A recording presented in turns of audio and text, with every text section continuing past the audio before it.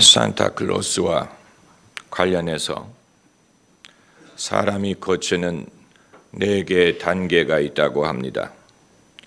첫 번째 단계는 산타클로스를 믿는 단계, 두 번째 단계는 산타클로스를 믿지 않는 단계, 세 번째는 내가 산타클로스가 되는 단계, 네 번째 단계는 산타클로스처럼 보이는 단계입니다.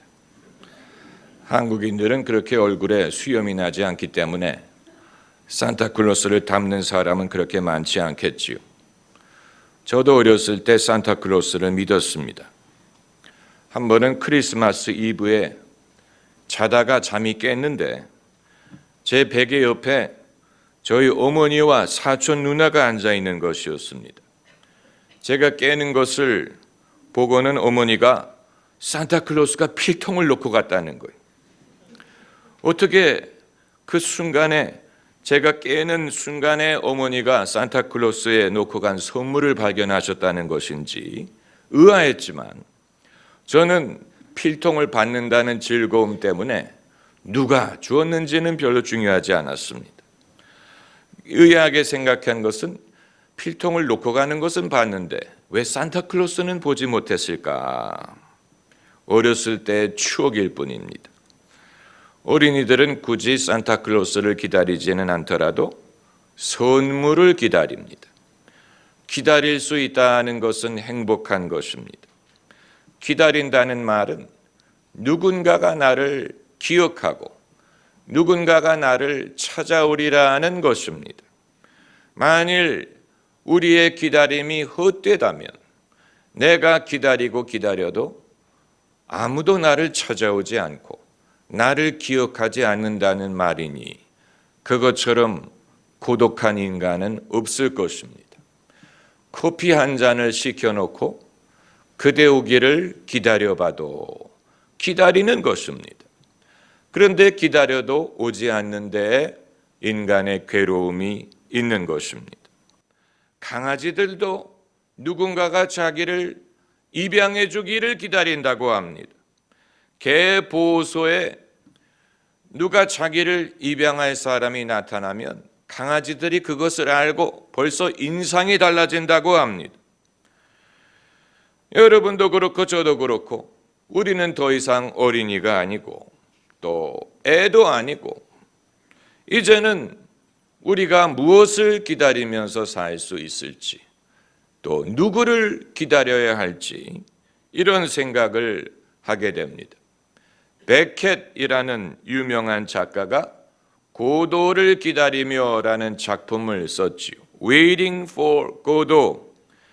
고도가 누구인지에 대해서는 설명하지 않고 고도가 과연 오겠다고 약속을 했는지에 대해서 설명하지 않습니다. 고도가 기다리고 기다려도 왜 오지 않는데에 대해서도 설명하지 않습니다. 그 주제는 기다리고 기다려도 기다리는 고도가 오지 않는다. 이것은 신앙을 잃어버린 서구의 문명이 그들의 심리를 반영한 것입니다. 커피 한 잔과 비슷한 내용이 기다려도 오지 않는다는 얘기니까. 춘향전은 그러므로 기다리는 사람의 응답에 대한 이야기이기 때문에 상당히 의미심장한 얘기. 춘향은 한양에 간 이도령이 돌아오기를 기다렸습니다. 기다리는 동안에 시련이 왔어요. 변사또의 폭정이 바로 그것입니다. 춘향의 정조를 변절시키려는 유혹이 왔어요. 이제 이도령이 돌아와야 됩니다. 그냥 돌아오면 안 되고 과거에 급제해서 돌아와야 됩니다. 암행어사의 권세를 가지고 돌아와야 됩니다. 그래야 춘향을 구원할 수 있습니다. 그리고 이도령이 돌아옵니다. 그렇기 때문에 춘향전은 해피 엔딩이 될 수가 있었던 것입니다. 춘향전을 쓴 작가가 기독교 신앙에 영향을 받았을 것이라고 추측을 합니다. 왜냐하면 성경 말씀과 비슷하기 때문이 변사또가 상징하는 것은 세상의 임금, 그리고 춘향이 상징하는 것은 교회, 그리고 이도령이 상징하는 것은 예수 그리스도. 예수께서 당신의 교회를 위해 돌아오신다는 뜻입니다. 그리하여 이 세상의 마귀로부터, 시험으로부터 교회를 구원하시러 오시리라. 예수께서 약속하셨지. 내가 곧 오리라. 내가 곧 오리라. 초대 성도들의 신앙 고백은 몇 가지가 있었는데, 첫째는 Christ is Lord, 그리스도가 주십니다 라는 고백이었고, 또 하나는 마라나타라는 고백이었어요. 어서 오시옵소서. 주 예수여 어서 오시옵소서. 이것이 초대 성도들의 고백이었고, 오늘날도 마찬가지. 예수께서 언제 오실지 우리는 알 수 없지만, 그럼에도 언제 오시든 간에 우리의 고백은 우리의 신앙이요, 우리의 사랑의 대상인 예수께서 어서 오시기를 구하는 것입니다. 내 구주 예수를 더욱 사랑, 엎드려 비는 말 이것일세. 예수님이 어서 오시기를 바라고, 예수님이 어서 오셔서 산자와 죽은 자를 심판하고 우리를 영접하시리라고 했어요. 내가 너희를 영접하여 나 있는 곳에 너희도 있게 하리라. 그러므로 너희는 마음에 근심하지 말라라고 말씀하셨어요.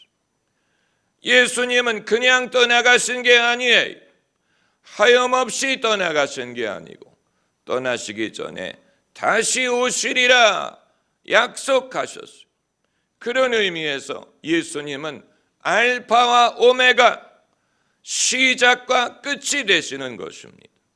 예수께서 시작하신 일에는 끝이 있고 결론이 있고 종결이 있고 해피엔딩이 있어요. 시작을 해놓고 열린 오픈 미래가 돼서 언제 어떻게 끝날지 알 수 없는 것이 아니고, 예수께서 시작하신 일을 이루실 것입니다. 이루신다는 말은 승리한다는 말이에요. 요한계시록 마지막 장에 성령과 신부가 말하기를 오라 하는도다. 그 말은 역사의 마지막 시점까지 이 땅에 두 개가 존재하는데, 첫째는 신부, 교회가 그때까지 존재할 것이고, 그리고 성령이 교회와 함께 하실 것을 말하고 있는 것입니다. 그렇기 때문에 많은 사람들이 우려하는 것처럼 기독교가 쇠퇴하는가, 교회가 쇠퇴하는가, 언젠가는 사람들이 신앙을 떠나는 날이 올 것인가. 그러나 성경은 역사의 마지막 시점에 성령과 신부가 가라되 오라 하는도다. 그 역사의 마지막 시점까지 이 땅에 성령이 계실 것이고, 그리고 신부된 교회가 있을 것입니다.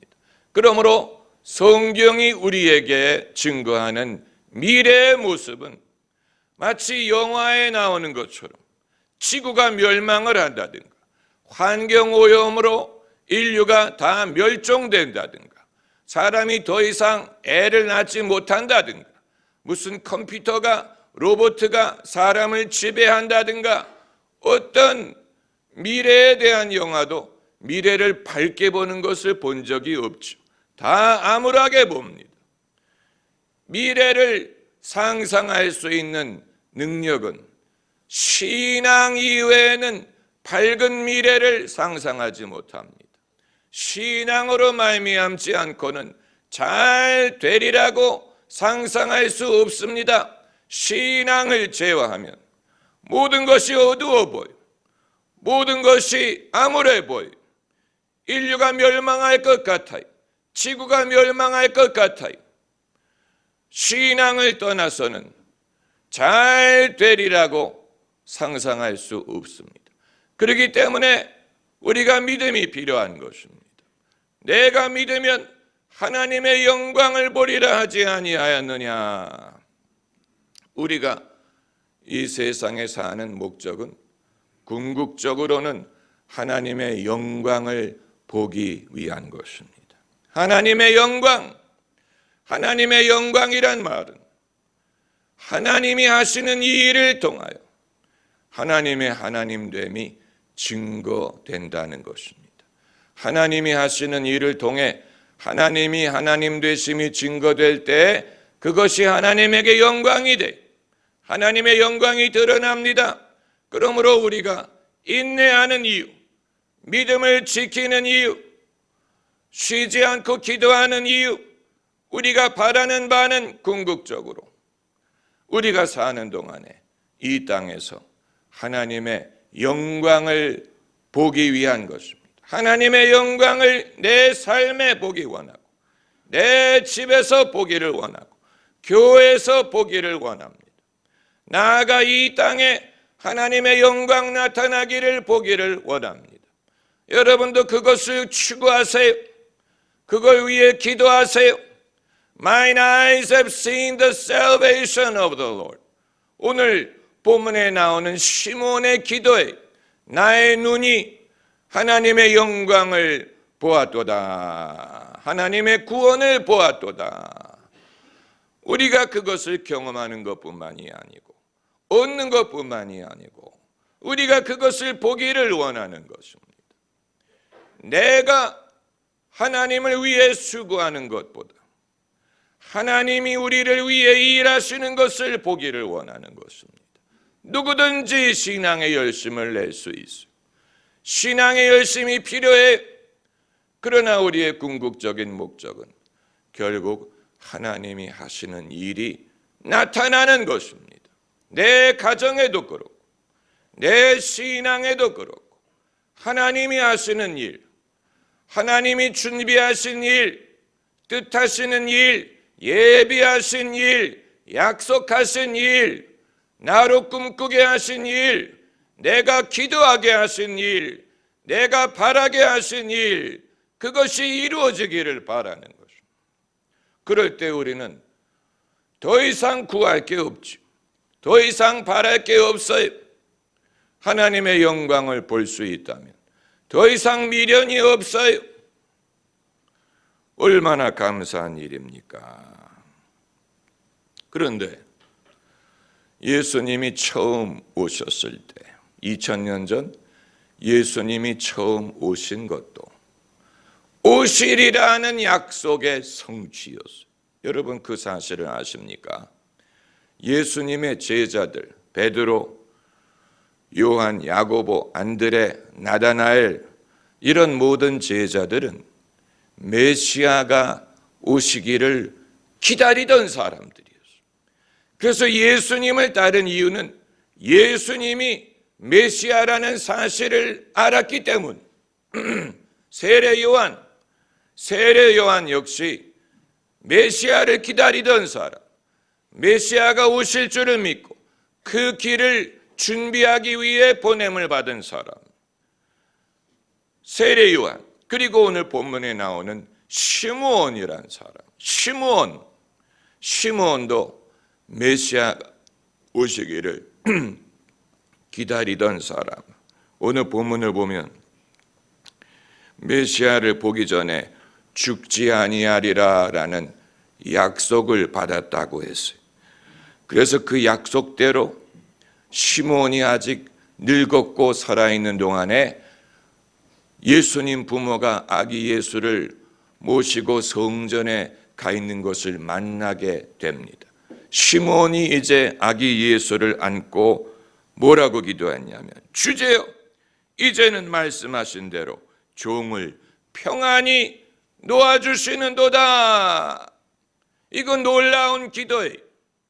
이 뜻은 주님, 저는 이제 천국 갈 준비가 됐습니다 라는 기도예요. 우리 중에 세상 떠날 때 이런 기도를 할 사람이 몇이나 있겠습니까? 주제요, 이제는 말씀하시는 대로 주의 종을 평안히 놓아주시는도다. 평안히 놓아주시기 때문에 우리가 천국 가는, 평안히 놓아주실 때 우리의 영혼이 천국의 기쁨으로 들어갈 수 있는 것, 평안히 놓아주실 때 이 땅에 무거운 짐을 더 이상 지지 않고 우리가 쉼을 얻을 수가 있는 것이니 얼마나 위대한 신앙 고백입니까? 시므온이 기다렸던 메시아를 만나게 됐어요. 여러분, 신앙은 기다림입니다. 기다림. 우리 모두가 기다리죠. 기도의 응답을 기다리고 또 수고의 열매를 기다립니다. 추수를 기다립니다. 우리 모두는 기다려요. 기다림. 만일 기다리고 기다리는데도 기다렸던 대상이 오지 않는다면 그 신앙은 헛된 것입니다. 반대로 기다렸던 그 대상이 찾아온다면 그때 비로소 우리 신앙의 진실함을 깨닫게 되고 그 열매를 맛보게 되는 것입니다. 여러분, 왜 많은 사람들은 가나안 땅에 들어가기 위해 기다리기만 하고 그 땅에 들어가려고 하지 않습니까? 왜 많은 사람들은 이 아브라함처럼 하나님이 자식이 줄 것을 기다리기만 하고 정작 그 열매를 얻지 못합니까? 기다림의 대상을 얻지 못하는 기다림이란 그건 헛된 기다림이죠. 우리는 가나안 땅에 가기 위해 광야를 지나는 것뿐만이 아니고 그 땅에 들어가야 돼. 그 땅을 차지해야 돼. 그 목적을 위해 애굽에서 나온 것입니다. 아브라함이 기다리기만 하고 죽었다면 기다림이 헛된 것이죠. 하나님이 하늘의 별처럼 많은 후손을 주리라는 약속을 받고 기다렸고 그리고 기다림의 결과로 이삭을 얻은 것입니다. 기다렸는데 그 대상이 오지 않는다면 기다림은 헛된 것이지만 기다리는 자의 축복은 찾는 자가 찾고 구하는 자가 얻고 문 두드리는 자에게 문이 열리 기다리는 자를 찾아오십니다. 시므온처럼 이스라엘의 위로를 기다렸다. 그래서 이스라엘의 위로를 기다렸다. 오랫동안 기다리던 주님 강림하셔서 할렐루야. 기다렸던 예수님, 기다렸던 주님, 어서 오시옵소서. 할렐루야. 찾아오실 것입니다. 기도하십시다.